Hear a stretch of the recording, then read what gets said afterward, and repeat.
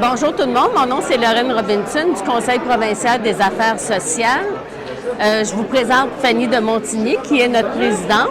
À quel endroit on est aujourd'hui, Fanny? On est au Cégep Maisonneuve à Montréal. Et c'est quel événement aujourd'hui? C'est l'événement Tout sauve privé en santé. Et puis, pourquoi se rencontrer et qu'est-ce que ça peut changer? C'est important de faire des événements comme ça. Ça nous permet de se rassembler, d'avoir des discussions sur le privé en santé, trouver des solutions pour le combattre auprès du gouvernement. À qui ça profite, la privatisation, Julie?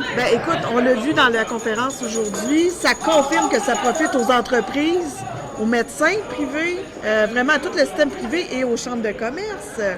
Puis c'est qui en paye les frais de ça? La population vulnérable, les femmes, ceux qui n'ont pas de voix, les usagers des hôpitaux, les gens qui n'ont pas accès à des soins. Oui, moi je suis Isabelle Leblanc, je suis un médecin de famille, puis je suis la présidente de Médecins québécois pour le régime public.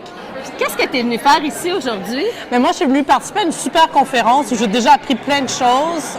Puis moi, je venais de parler du rôle des médecins dans la privatisation du système de santé. On est très, très inquiets de la commercialisation des soins, du fait qu'il y a plein de décisions qui sont prises dans le système de santé en fonction des profits, pas en fonction du bien-être des patients. Je suis venue parler là, de ce qu'on a remarqué puis de certaines solutions. Donc oui, je m'appelle Marc-André Gagnon, je suis professeur de politique publique à l'Université Carleton. Puis je me spécialise sur les médicaments. OK. Puis tu es venu faire une conférence sur? Sur ce que signifie le privé en santé, mais au niveau des médicaments. Il faut juste se rappeler, au Québec, on a un régime hybride, donc c'est des régimes privés obligatoires, mais le système est organisé pour que le régime public soit pas un très bon régime pour inciter les gens à aller s'assurer dans le privé. Le problème, c'est que des régimes privés, il y a énormément de gaspillage, énormément de dépenses. Et au final, au Québec, ça nous coûte... Tu sais, si on se compare à tous les pays de l'OCDE, là, il y a un seul endroit sur la planète qui est plus cher en termes de coût par habitant en médicaments, c'est les États-Unis, qui est le modèle d'inefficacité et de gaspillage. Mais le deuxième endroit au monde, c'est le Québec. Et là, il faut arrêter de penser que, on a réglé le problème des médicaments. On paie beaucoup trop cher, on a un système où est-ce qu'il y a énormément de gaspillage et on est complètement incapable de se défendre contre les stratégies des firmes pharmaceutiques pour accroître les coûts sans nécessairement accroître les bénéfices thérapeutiques pour les patients. Je suis en compagnie du président du SCFP Québec, M. Patrick Gloutenay. Puis à la question pourquoi on est ici aujourd'hui, tu sais, ce matin, on avait des discussions puis on jasait sur le fait que c'est quoi un mouvement syndical? Le mouvement syndical, c'est un acteur de changement.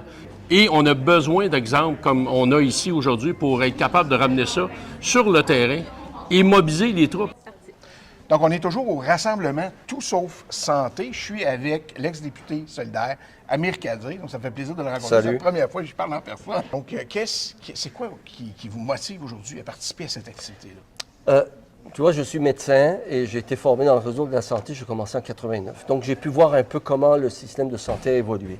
La privatisation à laquelle on assiste depuis vraiment longtemps, depuis au moins une vingtaine d'années, avec les réformes Couillard, Barrette, etc., ce que ça a eu comme conséquence, c'est qu'on a détérioré considérablement les conditions de travail et les conditions de service. Ces deux-là vont ensemble.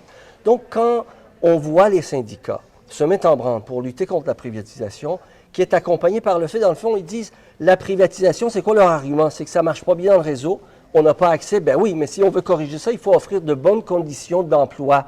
Parce que les conditions d'emploi, les conditions dans lesquelles les gens travaillent, c'est les conditions du service qu'on offre à la population. Donc, quand on améliore ça par les luttes syndicales, par les négociations, on améliore le service direct aux patients. C'est là qu'il y a un enjeu absolument essentiel qu'il faut que le public comprenne. Il faut appuyer les revendications du mouvement syndical quand il demande des améliorations de conditions de travail et d'organisation, parce que c'est ça qui va déterminer directement la qualité des soins qu'on offre. Moi, je le vois même comme médecin. Je veux dire, je ne peux pas offrir le même service que le service qu'on offrait aux patients il y a une vingtaine d'années quand j'étais résident, parce que je n'ai pas le soutien nécessaire, il n'y a pas l'équipe en nombre suffisant. On a squeezé tellement de systèmes qu'on n'a pas assez de ressources pour s'occuper convenablement de notre population. Financiers, banquiers et milieux d'affaires qui veulent privatiser, un enjeu majeur, c'est qu'ils disent, regardez, le système de santé publique ne marche pas. Et pourquoi ils ne marchent pas? Parce qu'ils sont arrangés pour qu'ils ne marchent pas en squeezant, en diminuant l'oxygène du système, en fermant des lits, en mettant à la retraite des médecins et des infirmiers. Je pense qu'il faut que tout le monde réfléchisse à comment on peut empêcher la privatisation. De plus en plus, le système nous coûte plus cher, on a moins d'accessibilité aux soins, entre autres à cause de la privatisation. Puis il y a des solutions, si on s'empare tous ensemble, puis si on s'unit ensemble, il y a des solutions qui peuvent être mises en place. Donc, il faut rebâtir le réseau et ça commence par augmenter le personnel, que ce soit des techniciennes, que ce soit des techniciens en radio, que ce soit les employés de maintien, que ce soit des médecins ou des infirmières. Une de mes propositions majeures, outre une dizaine d'autres pour aller chercher des économies, c'est qu'il faut diminuer la part qu'occupe dans le budget de la santé le salaire des médecins. On est les médecins les mieux payés au monde. À dollars d'achat équivalent, on est les mieux payés au monde. Ça n'a juste pas de bon sens. Puis on n'a pas besoin de ça, on ne peut même pas en profiter. Donc, moi, je propose que sur 10 ans, l'État augmente de 40 % le nombre de médecins formés, puis qu'il aille chercher cet argent-là, l'argent qu'on a besoin pour en former davantage, dans le gâteau actuel, dans la part qui est octroyée aux médecins. Et ça veut dire, il faut être disons, conscient et il faut avoir le courage de le dire. Ça veut dire qu'on arrête l'augmentation du salaire des médecins, on les gèle pour une bonne dizaine d'années.